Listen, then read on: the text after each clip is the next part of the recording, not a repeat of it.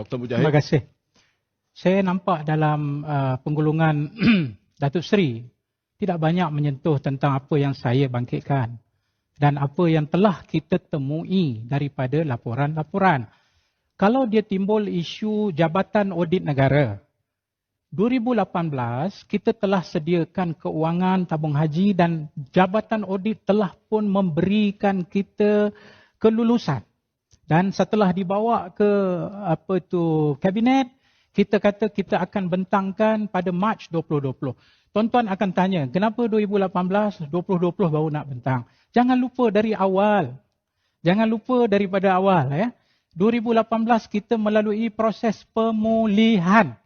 Kita kena bersihkan akaun. Kita kena buat balik nilai-nilai yang dikatakan rugi, untung, yang disebut untung-untung. Tapi sebenarnya rugi. Jadi bila kita nak cek balik benda itu, dia memakan masa. Dan pada hujung tu barulah kita boleh serahkan untuk audit, kemudiannya membuat dia punya laporan. Dan untuk pengetahuan sudah ada. Tapi saya tak boleh sebab saya bukan menteri.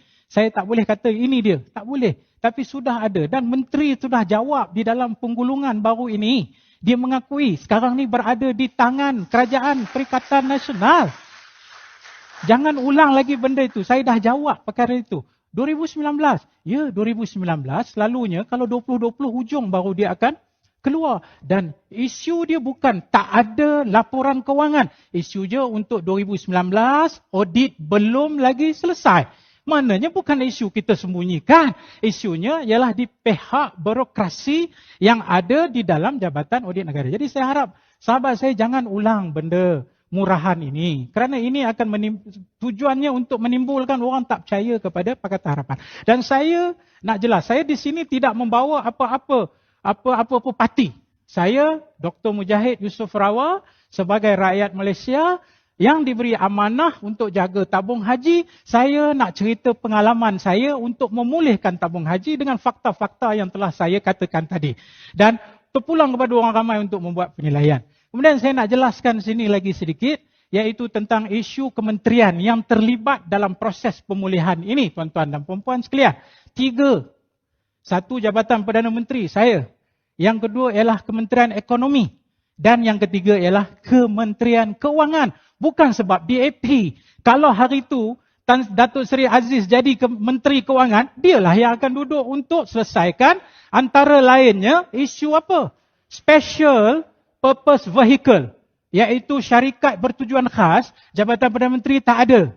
Kementerian Ekonomi tak ada. Yang ada hanya Kementerian Keuangan. Sebab itulah dia dilibatkan. Dan dia dilibatkan bukan sebab dia nak tahu semua ada apa di dalam tabung haji.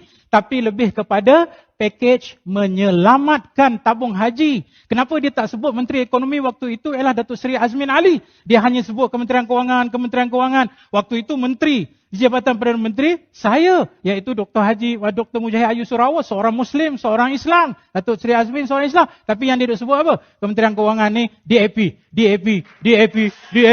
Lalu memainkan sentimen perkauman. Sedangkan secara strukturalnya, ialah 3 kementerian terlibat dalam semua keputusan-keputusan dan semua keputusan dibuat di dalam mesyuarat jamaah menteri yang majoritinya adalah orang Islam. Jadi tidak timbul, inilah yang saya katakan, berhenti daripada mainan politik ini. Kita tengok tabung haji, kita jaga elok-elok, duit orang kampung nak pergi haji, bukan asal kata ini tabung haji kita jaga untung, tetapi pada waktu yang sama, kita macam bagi anak-anak kita manja, bagi banyak duit, tetapi akhirnya rosak anak kita itu. Itulah hasrat saya berkongsi sama, ayuh jangan rosakkan lagi tabung haji. Cukuplah jangan rosak, kita teruskan proses pemulihan. Apakah pertimbangan yang berhormat Datuk Seri, orang yang begitu hebat dari sudut agama, pertimbangan waktu itu aset tabung haji dipindahkan 19.9 bilion, nak janji bayar balik dalam masa 10 tahun. Kalau apa-apa jadi, tabung haji akan merana kerana tidak ada jaminan daripada kerajaan. Umpama Tan Datuk beli kereta, saya jamin, saya bagi surat sokongan, saya tak sign. Itulah persoalan saya. Terima kasih Tan Sri. Baik, 4 minit daripada sekarang. Terima kasih kepada soalan tu. Saya di parlimen tak sempat jawab sebab bila saya nak jawab, dia ganggu saya. Hari ni tak ada siapa nak ganggu dan saya harap kita jaga kawal kita punya diri kita. Ya, saya akan jawab. Ya, jadi soalannya sekarang, isu jaminan. Ketika kita memindahkan aset sakit, nilai dia ialah 9.7 bilion. Kerajaan menilai pada waktu itu harga prima, harga yang tinggi, iaitu 19.9 bilion harga transfer.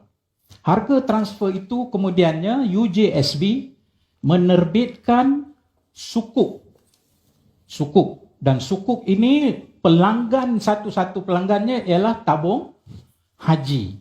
Dan dia telah mendapat pulangan kepada tabung haji dengan melanggani sukuk itu sebanyak 4%. Dia ada 2 sukuk yang telah dikeluarkan. Saya setuju dengan Yang Berhormat. Sukuk ni tak boleh bagi free begitu. Sukuk ini adalah jaminan. Izinkan saya bagi menjawab fitnah ini untuk saya rujuk kepada ini dia punya tinjauan fiskal dan anggaran hasil kerajaan persekutuan 2020. Ini dia. Tolong rujuk kepada muka surat 57. Section 5 risiko fiskal dan liability. Di bawah itu ada satu tajuk iaitu jaminan kerajaan muka surat 59. Maka dilistkan syarikat bertujuan khas yang menerima apa dinamakan sebagai jaminan kerajaan. Daripada list itu di muka surat 60 terteralah satu nama iaitu urus harta jamaah sendirian berhad. Apa maknanya itu? Ia tersenarai di bawah jaminan kerajaan. Jadi tidak ada isu di sana yang kata tidak ada jaminan. Ini satu pembohongan yang dimainkan oleh rakan-rakan kita. Tadi disebut tentang surat tu. Saya pun ada surat tu. Surat itu menyatakan surat sokongan keuangan. Surat sokongan, betul. Kita ada 2 isu di sini. Jaminan ataupun sokongan, Yang Berhormat. Tetapi macam kes 1MDB juga, surat yang diterima dalam 1MDB itu ialah surat sokongan kerajaan, tetapi ia masih dianggap sebagai jaminan kerajaan. Sebab itu 1MDB masih ada lagi dalam list yang menerima jaminan kerajaan. Jadi tak timbul isu ini dimainkan hanya kerana nak main sentimen. Yang Berhormat Guan Eng tanda tangan Cina yang kuasai tabung haji. Itulah naratifnya. Tak adalah Sedangkan kita juga di dalam paper kabinet menyatakan bahawa kalau jadi sesuatu, maka kerajaan memperuntukkan melalui pembangunan bahawa setiap tahun kewangan akan diperuntukkan.